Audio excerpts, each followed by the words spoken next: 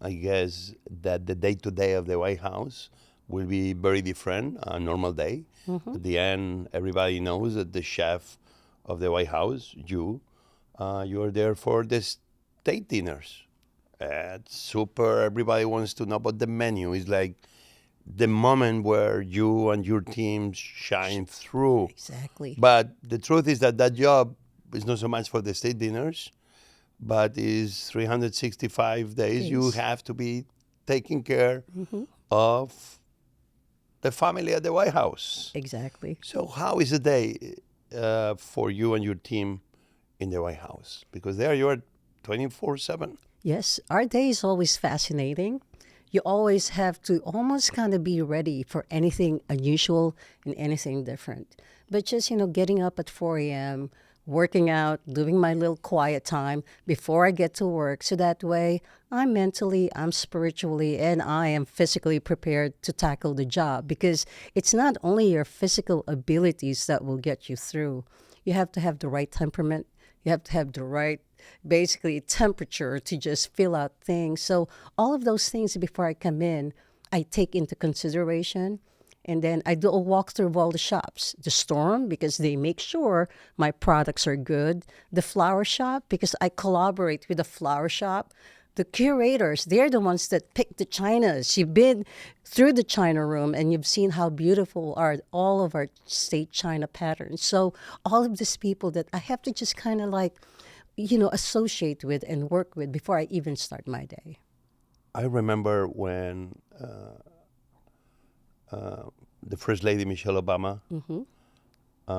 and you invited me to join you for one of the lunches. Yes, And this was for the wives and yes, husbands yes, of presidents on the G8, if I yes, remember. And the reason was that I had a restaurant called America Eats yes. and was telling the story of America Super. through centuries and dishes I thought were forgotten. And I remember one of the dishes I was the proudest to serve was gazpacho. Yes, Because actually gazpacho show up in Mary Randolph's cookbook, cookbook. the Virginia Mm-hmm. housewife. And for me, that day was very important, obviously, because I was invited to cook. An important day, I was able to bring my daughters, Yes. and they were helping plate. Mm-hmm. And again, I repeated, the way you treat everybody coming is fascinating.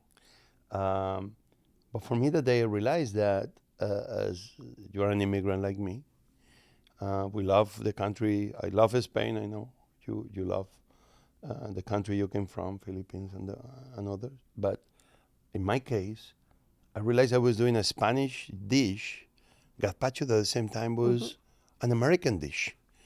And that's the moment I was like, oh my God, we are always thinking we're so different, but at the same time was so special.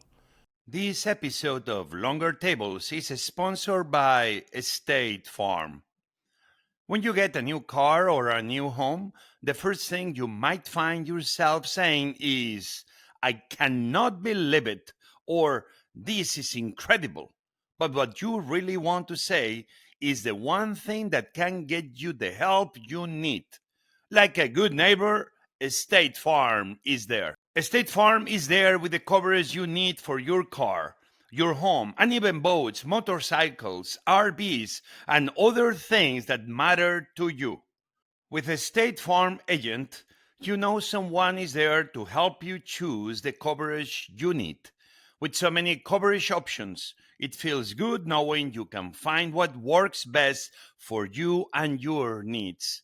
And when you need ways to get help, State Farm gives you options there too.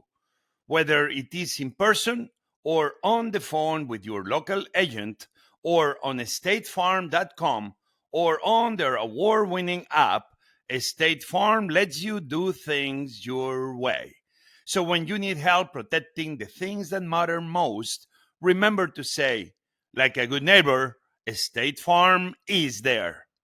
In a way, the White House, when you do those state dinners, often the wines are American, even always, but Yes. they are Americans because the White House you have to showcase the ingredients are American, the dishes are American. In any state dinner, did you put dishes that they are from where you came from?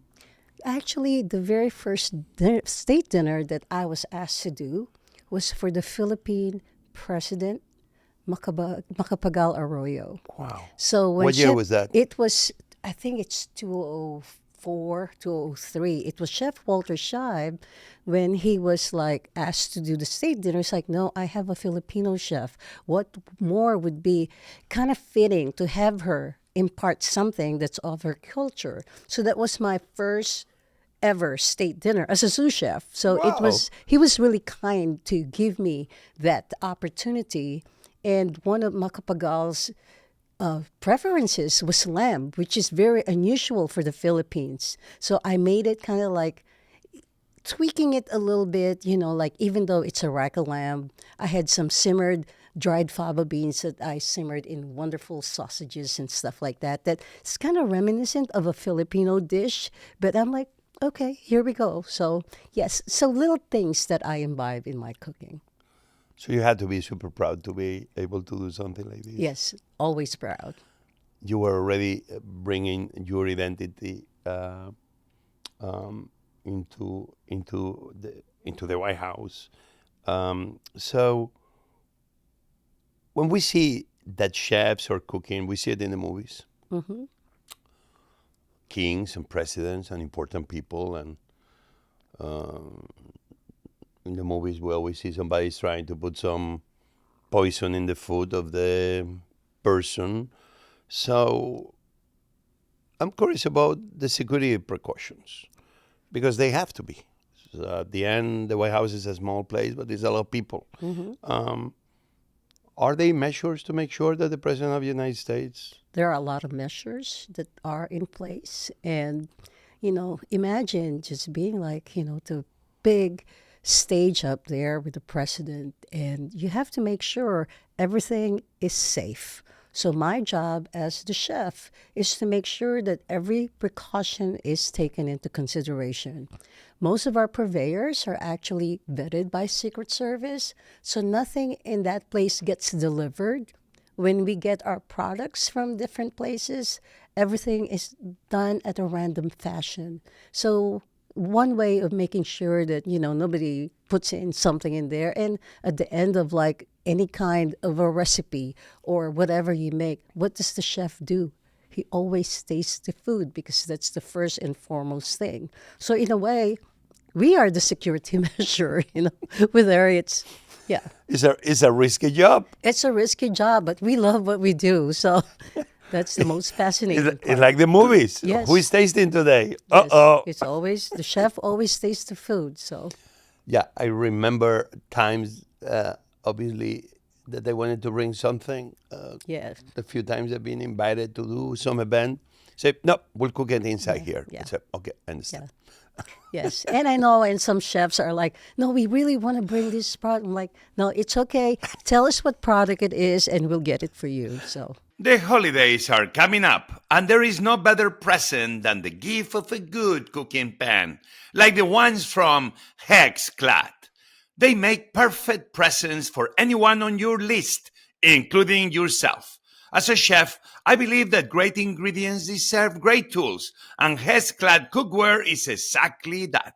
Imagine cooking with a pan that combines the convenience of non-stick, the performance of stainless steel, and the durability of cast iron, all in one. That's what the HexClad offers.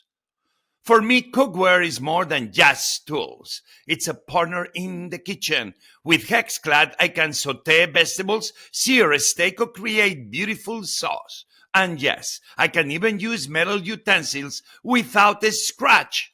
These pans do it all. Whether you're treating yourself or looking for that perfect gift, now's the time to snag the cookware that everyone's talking about. For a very limited time only, our listeners can shop HexClad's biggest sale of the year for up to 42% off with our exclusive link.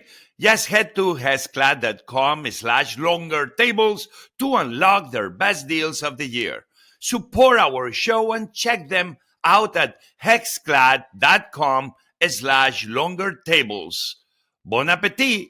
Let's eat! with HexClad revolutionary cookware. Happy cooking and happy holidays. You know, that White House kitchen is known for being a very small kitchen. Maybe it's a great kitchen Yes, to it is. serve a family. But when you have a very big event of hundreds of people, I will say it's amazing. It's a miracle what you and your team are able to do in such a small kitchen. I mean, the pastry, if I remember yes. right. It's And it's by a the galley. way, your companion, Bill Joseph's pastry chef of pastry chefs. Yes. Oh my God, that pastry shop is amazing. What It's the a amount table. of cakes and the Yeah. complication of Yeah. those cakes that you're able to do. So the kitchen has its challenges. But what I think has the biggest challenge is not just where you cook it, but how to take it to the guests. Exactly. Explain me a little bit how that works inside Yes. the White House from the kitchen to the table. Yeah, the kitchen is in the ground floor. It's only about 900 square footage. One thing that I can't do is as much as we want to is break the wall to make the kitchen bigger. It's the White House. We have to make sure it retains all the historical walls that it has. So what we do to bring the food up to the state floor, there's only one service elevator. And to what you call as the dumb waiters to bring up things. So we have to be very careful and very good with logistics and timing because it's not a restaurant, number one. The timing is dependent on the principal. You know, it's kind of like what happened, you know, the very first time that, you know, the Queen Elizabeth did a state dinner. That was in 2007, May 7. And this is the first time we broke protocol because, like, Uh-oh. in a good way, I mean, because this was also the time that the timing was not dependent on the principal. So imagine, like, we're When you mean the feeding principal 100 is the president the himself. the principals are the president, the first lady, Queen Elizabeth, and the prince. So all of those are the principals, so the four most important people. So taking the food upstairs to the ground floor, from the ground floor to the state floor for 120 state dinner white tie event, 4 courses that are timed perfectly. It gets pretty hairy, but we've done our practices, so it went well. And so the protocol was that the principal was the queen herself. Yes. That the rhythm of the dinner will go as her rhythm eating that plate. Yes. Normally in a state dinner, the butlers, we have our maitre d' who watches the timing. The timing, or what we call as tick-tock, is very important because every minute counts, because after the dinner, they have to go to the state room to do the entertainment. So everything has to be in order and on time. And what particular happened during this time, I still don't know what the answer is that this is the very first state dinner that we deferred to the Queen's timing as opposed to the timing of the president. So whenever the Queen would put down her fork on a course, it gets cleared right away. It used to be the president. So this is the only time that we change protocol. Wow. So one of my happy moments was, I guess for you too, when 1,000 chefs were invited at the South Lounge Yes. by Mrs. Obama, Sam Cass, who was like the first chef that in a way had a role that had to do with policy. But 1,000 chefs came Yes. in our whites. Yes. Fascinating to see at the White House, Yes. 1,000 chefs in the South 1,000 Lawn. chefs, yes. Were you not proud of that moment? That was a very proud moment for us. I mean, especially as chefs. I mean, we were just known to just be in the back, cook our wits off until, you know, everybody's happy. But to be able to get that recognition from First Lady Michelle Obama that the chefs are the movers and the shakers. I mean, we might not write policies and things, but we change the world. You've done it yourself. I mean, so it's a very, very humbling experience for me.